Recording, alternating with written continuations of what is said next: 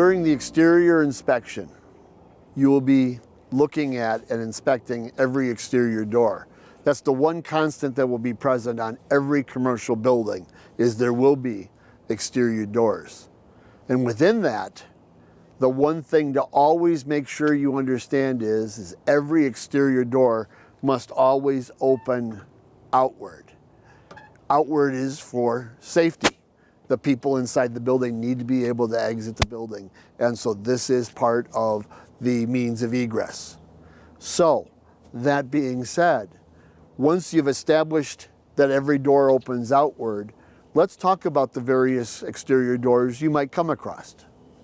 You could have steel doors, wood doors, fiberglass doors, aluminum doors, and maybe even a combination of each of them. And within each of them, they will all have different deterioration points or commonalities. For instance, a steel door will rust. A wood door will deteriorate. A fiberglass door will bake with the sun and begin to fall apart. And so with all of that, you need to kind of understand how each one fails so that you can thoroughly inspect them. For instance, I'm in front of a steel door.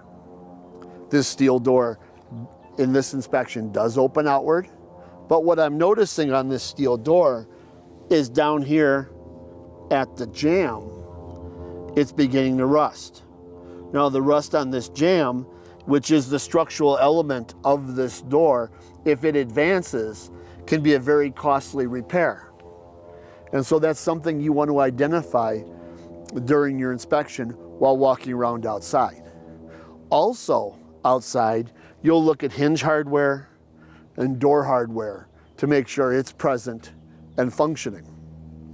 Now there will be elements on this door that you might not be able to see from the outside that will be most visible from the inside. These could include weather stripping, daylight that might be visible, or the height of the threshold. So if we were on the inside of this building, this is what we might see. In this case, looking at this door from the inside, I see daylight on the bottom of this door.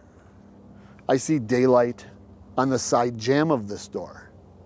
Now this daylight is an opportunity for the heat from the inside of this building to migrate around this door onto the steel door slab and begin that rusting process from the condensation.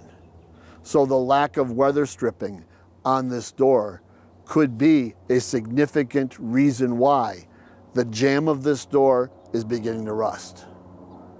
I will open every door and make sure that the threshold doesn't have a tremendous rise to it, because a high threshold or a high gap between the floor and the next surface could be a barrier to accessibility, which is important to note as well.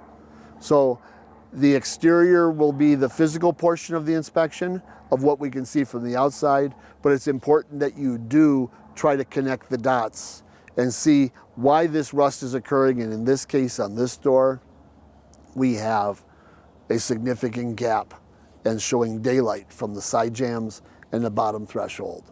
So my inspection is going to encourage my clients to consider adding weather stripping and then some additional help to keep the rust from developing.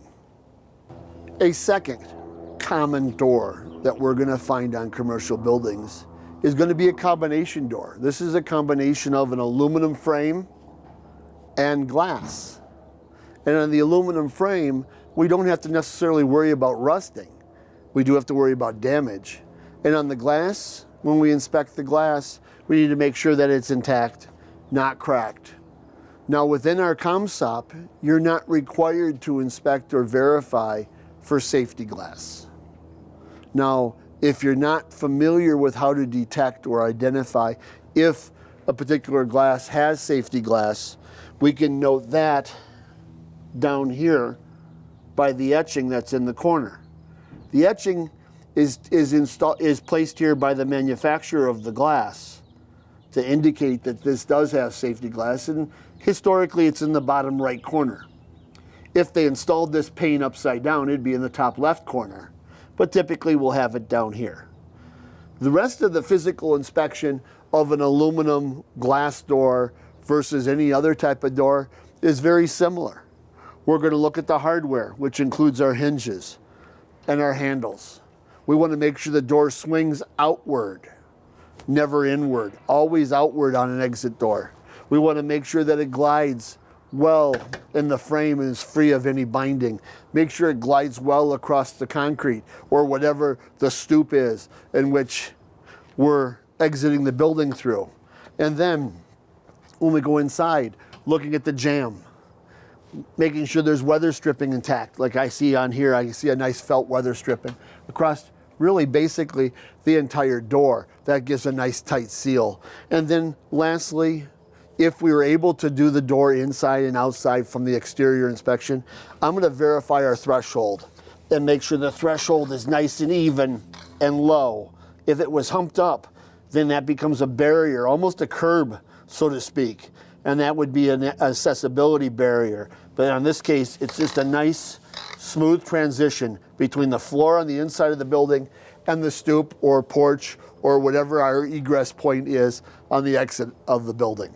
And so with that, it's important that you do take the time and look at every exterior door because, again, the replacement of a door can be expensive for our clients. And so operate every door, inventory every door, hardware, physical damage, as well as swing. When identifying the exterior doors in your inspection report, there are a lot of different methods. One inspector might use a schedule. Another inspector might only list deficiencies.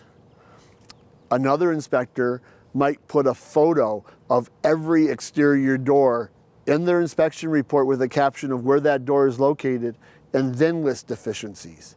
It's just important to make sure that however you report on the exterior doors in your inspection report, you make sure your client understands thoroughly what you identified and which door you identified it in.